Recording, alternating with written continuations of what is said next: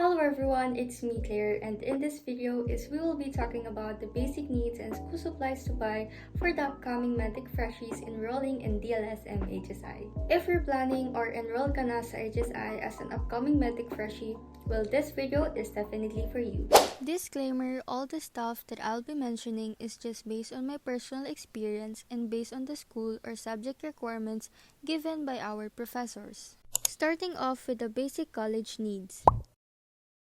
In our course, yellow paper is mainly used for practicals, but we only use it in lengthwise. And I personally don't remember us using the whole sheet of yellow paper aside when I take notes. Also, when taking notes, I prefer buying the white one instead of the yellow one because to be honest with you, walang nagsising sa utak ko when using a yellow paper. But it actually depends on you. You can buy the full one, the lengthwise, or the 1/4 yellow paper if it is more convenient for you and afford mo naman bilhin in different sizes.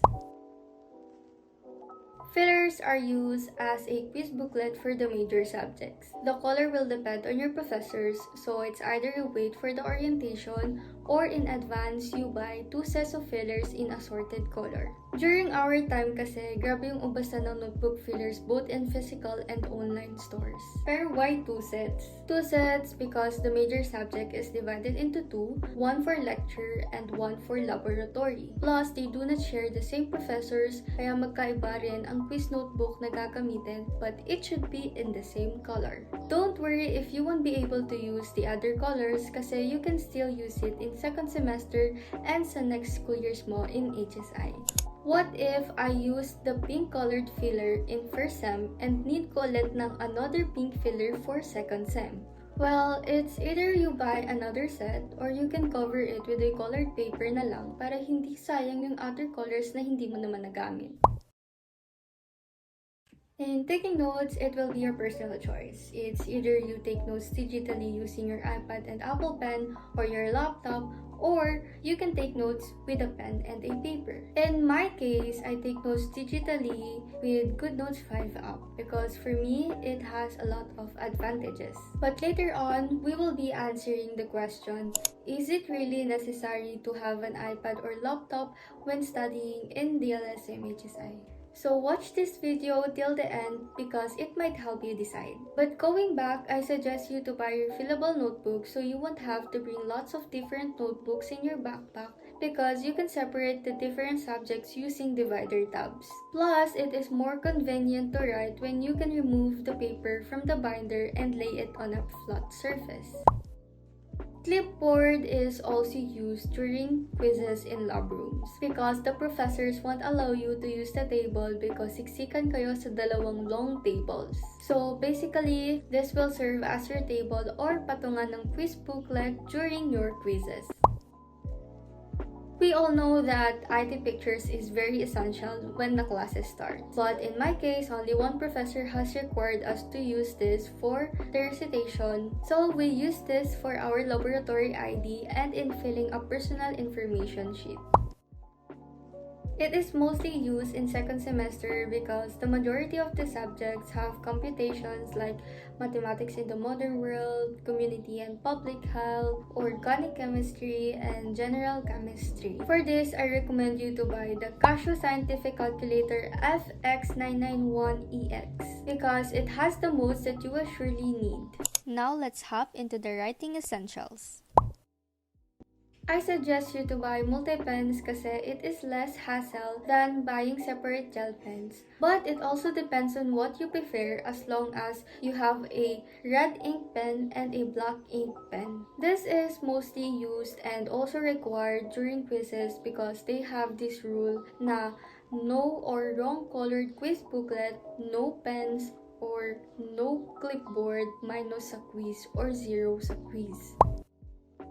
This is used for shading during long quizzes that uses zip grade. But you can also use this during your summer term because fine tip markers is very essential when writing on sample tubes. Personally, I prefer using markers than ink pens in shading because it consumes less ink and it saves me more time. But make sure lang na hindi kayo madiin mag-shade kasi a lot of armchairs and tables in HSI has marker stains na. For the pencil, you can buy the mechanical one or the Mongol 2. But during exams, Mongol 2 is really advised since we're using squadron sheets for the major examinations. And for the eraser, you can buy the smallest one kasi you won't use it at all times naman. Actually, correction tapes were not really advised during quizzes and long examinations. But if you might want to buy one, I suggest you to buy the smallest one. Or if you prefer the regular one or the refillable one, you can do so. Since some professors, especially in mathematics and chemistry, will allow you to use it. Well, anatomy and pathology will definitely require you this. We commonly use it during our laboratory sessions and laboratory worksheets because we draw the different tissues and cells that we can observe under the microscope. And for this, you will be needing color pencils or coloring pens or coloring markers. It really depends on you, but in my case, I use color pencils kasi I was able to erase it whenever na nagkakamali ako. In college, you'll have lots of thick books to read and trances to review on, and highlighters has really helped me to see informations easily. So highlighter is a must. Next are laboratory essentials.